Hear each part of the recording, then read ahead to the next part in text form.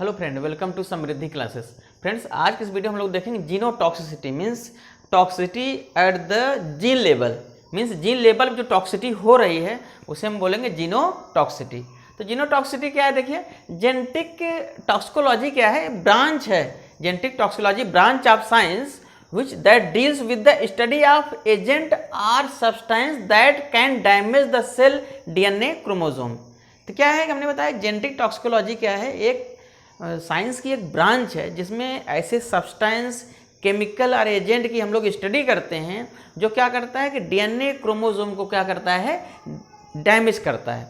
तो अगर हम बात करें डीएनए क्रोमोसोम डैमेज करने की, तो यहाँ देखिए जीनोटॉक्सिक मटेरियल अगर हम लोग लें तो जीनोटॉक्सिक मटेरियल अगर हम लोग लेते हैं तो ये दोनों जगह काम कर रहा है। सोमैटिक सेल पे भी काम करेगा, जर्म सेल से काम करेगा। अगर ये जीनोटॉक्सिक सोमैटिक सेल बनाएगा और जर्म सेल बनाएगा, और ये जर्म सेल अगेन क्या करता है? सोमैटिक सेल बनाता है। अब सोमैटिक सेल में अगर कोई भी आपका देखिए जीनोटॉक्सिक मटेरियल आ रहा है तो क्या करता है? ये एजिंग इफेक्ट काज करता है, कार्डियोवास्कुलर डिजीज काज करेगा, कैंसर काज करेगा।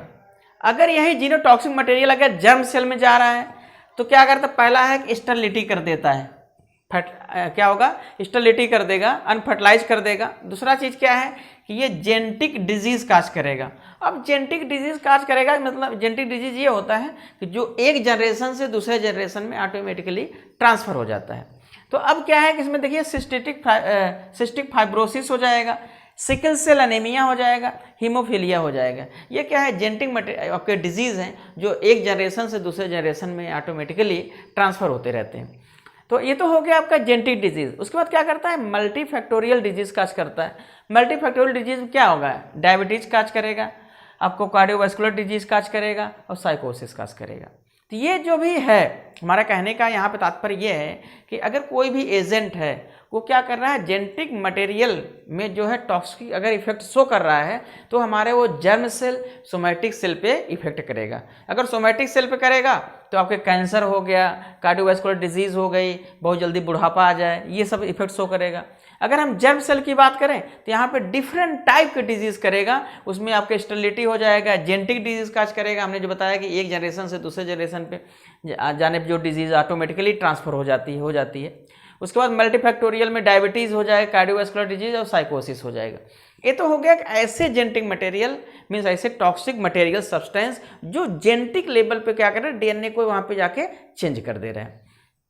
अब बात आती है कि ऐसे कौन कौन से एजेंट्स हैं और किस लेवल पे ये काम कर रहे हैं जो हमारा जेनेटिक मटेरियल क्या हो रहा है? वहाँ पे टॉक्सिक हो रहा है, जो क्या कर रहा है? एक अननेचुरल बिहेवियर कर रहा है जिसकी हमें ज़रूरत नहीं होती है। तो पहला हो गया न्यूक्लियोसाइड एनालॉग। वही हमने आपको बताया था कि जो बेस हैं उनके जो एनालॉग होते हैं मीन्स जिनके स्ट्रक्चर सेम होते हैं, वो क्या करेंगे कि जो आपका रियल में जो आपका बेस है प्यूरिन पिरीमिडीन, उसको वहाँ से चेंज कर देंगे, खुद वहाँ जाके बैठ जाते हैं और एक नए सेल का फॉर्मेशन करते हैं जो क्या होगा? आपका टॉक्सिक हो जाता है। दूसरा चीज़ क्या है? Protein synthesis inhibitor. अब क्या है कि जो प्रोटीन सिंथेसिस हो रही है उसके जो इनहिबिटर्स होते हैं वो भी काज करने लगते हैं। टोपो आइसोमरेज इनहिबिटर ये भी काम करते हैं। अब आपका आता है कि हमने देखा कि आपको हमने चाहे टेरेटोजेंसिटी पढ़ाया हो, चाहे म्यूटाजेंसिटी पढ़ाया हो, सब में आपको रिएक्टिव ऑक्सीजन स्पीसीज कॉमन है। तो एक फैक्टर आपको मिल गया, आप लिख सकते हैं रिएक्टिव ऑक्सीजन स्पीसीज। तो रिएक्टिव ऑक्सीजन स्पीसीज क्या करता है कि ये जो डीएनए क्रोमोसोम है इसको चेंज कर देता है, जीन लेवल पे वहाँ पे जाके चेंज कर देगा। यही जो चेंज होता है वो टॉक्सिक बन जाता है। उसके बाद क्या है? UV and ionization radiation. ये भी हमने आपको जितनी बार पढ़ाया होगा उतनी बताया होगा कि जो यूवी रेडिएशन है, आपका जो अल्ट्रावायलेट रेडिएशन है या एक्सरे रेडिएशन है, ये क्या करते हैं कि डीएनए को डैमेज कर देते हैं। अगर डीएनए रिपेयर नहीं हुआ तो क्या करेंगे? ये सेल को चेंज कर देते हैं आपका एक फार्म से दूसरे फार्म में। तो ये हो गया एजेंट्स मीन्स न्यूक्लियोसाइड एनालॉग हो गया, प्रोटीन सिंथेसिस इनहिबिटर हो गया, टोपो आइसोमरेज इनहिबिटर हो गया, रिएक्टिव ऑक्सीजन स्पीसीज हो गया, यूवी और आयोनाइजेशन रेडिएशन हो गया।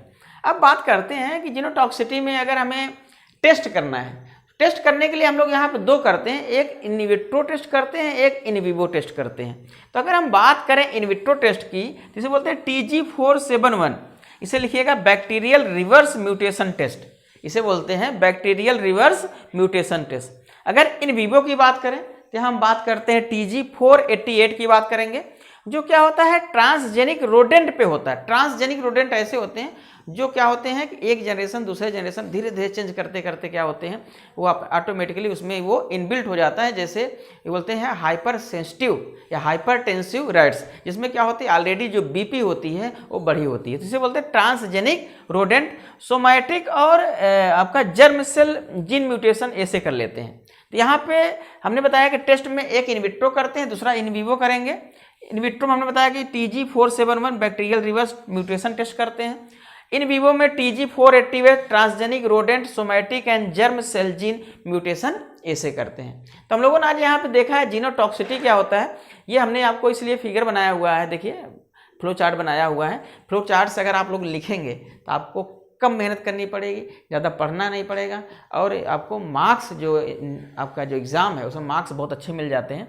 इसलिए आपको ज़्यादा पढ़ने की जरूरत नहीं पड़ेगी, एक दो बार इसको लिखेंगे और पढ़ेंगे समझेंगे। Somatic cell, germ cell, multifactorial disease, ठीक है, सोमैटिक सेल में क्या क्या काज करेगा, टेस्ट कौन से हैं और एजेंट्स कौन कौन से काज कर रहे हैं, बहुत जल्दी 2-3 बार देखेंगे आपको याद हो जाएगा आपका जीनोटॉक्सिटी। तो जीनोटॉक्सिटी क्या होता है, जो आपका सेमेस्टर का पेपर है उसमें 60 नोट पूछा जाता है, 5 या 7 मार्क्स का पूछा जाता है। तो आप 1-2 बार देखेंगे, फुल वीडियो देखेंगे, आपको 5-6 मिनट का वीडियो है, ज़्यादा नहीं है, 7 मिनट का।